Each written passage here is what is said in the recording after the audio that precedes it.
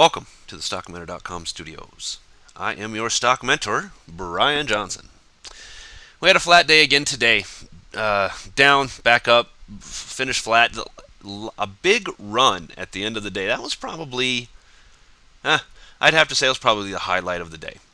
Big run right at the very end of the day. If you go back to a 5-minute, you can see pretty sizable gap in the 5-minute chart.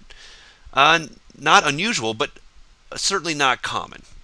You don't usually see a lot of gapping going on a 5-minute chart of the SPX.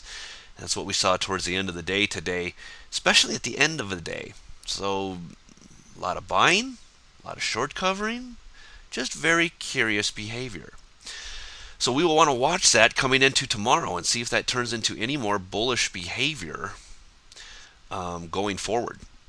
If we just look at the charts, just take them for what they are, you can see here on the 60-minute that this is coming right back up to this overhead resistance. And I'm telling you that a break of that takes us right back up. It looks imminent. Really looks like we're very, very close to doing that. Might even see a little bit of a gap up tomorrow to start it all off and then see a run. If that happens, watch the Dow from a daily standpoint run towards this 50-day moving average. That would be absolutely the most logical place to see this thing run to. And you can see today, what do we do? Yes, we came back down once again, retesting the 200-day moving average. This thing is a monster. Either way, either for the bears or for the bulls. And once they get one way or the other, they try to hold it. So here we go. Bulls doing the best they can and actually doing a very good job of holding above the 200. Not one, not two, but 3 days, moving sideways, high base formation. This is the area to watch. Going forward, it is the 200, period. So watch as we see. Let's see how tomorrow starts out the day.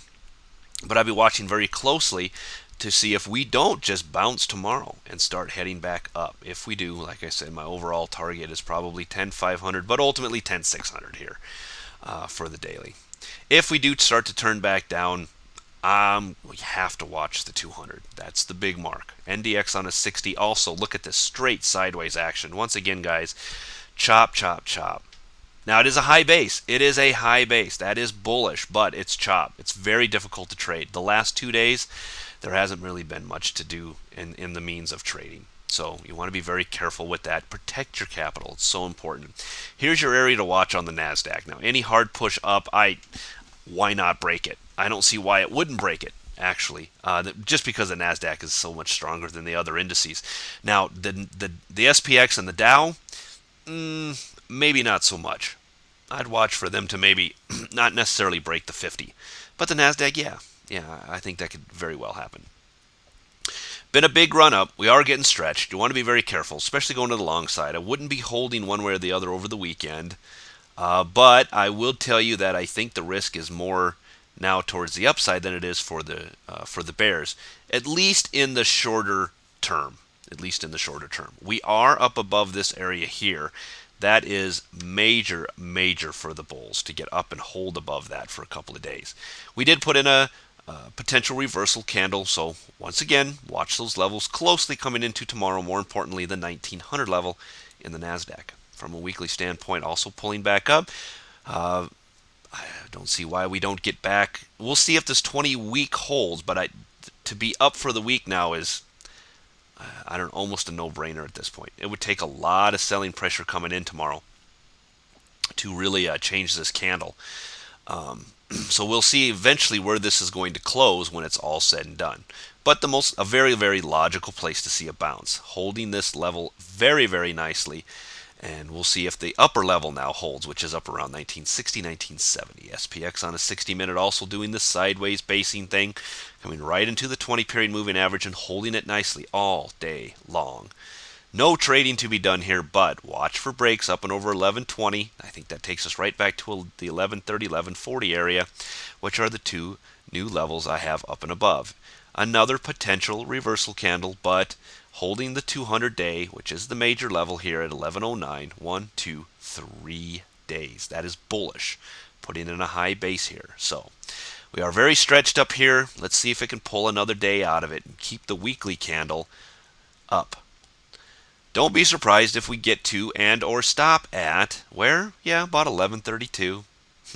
That'd be right around the 20-week moving average. Very logical place for the weekly candle to end if in fact we do continue to push higher, especially above that 1120 area. And the VIX is bleeding to death. As you see, it's starting to drop back down, but getting stuck within all of this support here. It's at the 200, but the 50 and the 20 are right below it. So I would maybe expect to see a touch of this tomorrow, maybe. And I would actually be surprised if the VIX closed below these two tomorrow. But a touch of them, certainly I could see that in the cards.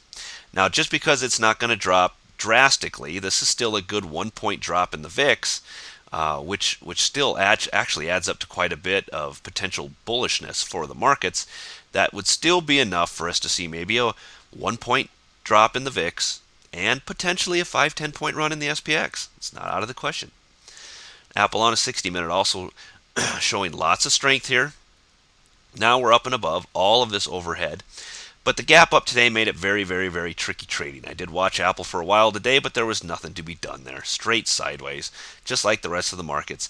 And now at and barely above, yes, this 272-ish area. So reaching 271.87 for the close, but the high was 272.90, which is a break of this high. Apple's still strong. You guys, if you're looking to maybe get long Apple, you still have opportunities here. I'd keep it to an intraday basis, but man, still good trading to be done in Apple on an intraday basis. And look what it's going to do. Man, I wasn't sure if it was going to get back above Big Blue or not. I thought for sure Big Blue would hold this week. Not to be. Apple's going to make one more push up.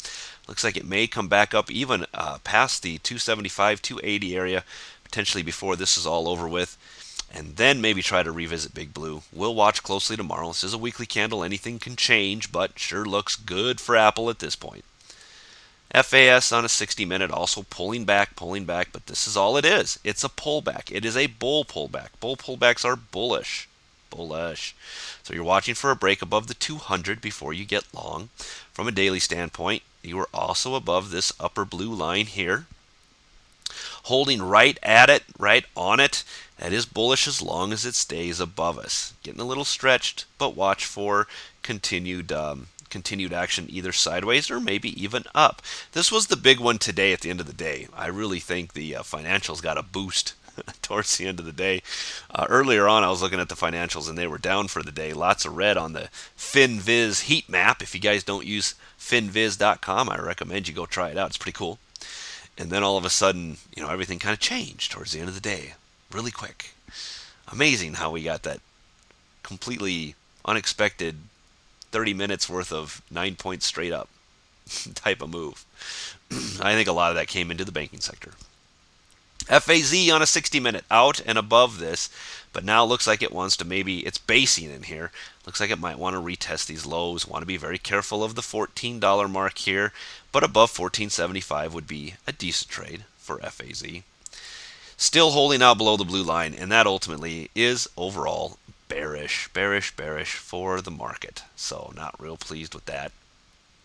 If you are a bull, you do not want to see it below this blue line. However, this could make for, like I said, some pretty decent trading tomorrow if we get a break below the $14 mark. So keep that in mind. Play it back to only about $13.60, $13.70. That's where I think it's going to hold up tomorrow. So 2 days, straight sideways trading. We got good trading Monday, Tuesday, no trading Wednesday, Thursday. Hopefully we'll get something coming into Friday. If we don't, the consolidation only coils us for a bigger move next week. So, for the most part, pretty tame. Options expiration. Wednesday, Thursday doing nothing. Look for some real movement tomorrow. Protect your capital. Watch for these more major lines to be broke before taking your trades, and you'll be just fine. Just fine. Sorry about my croakiness, but I am starting to come out of my cold. I'm sure I'll be better in the next day or two, and we'll see you again tomorrow night. Bye.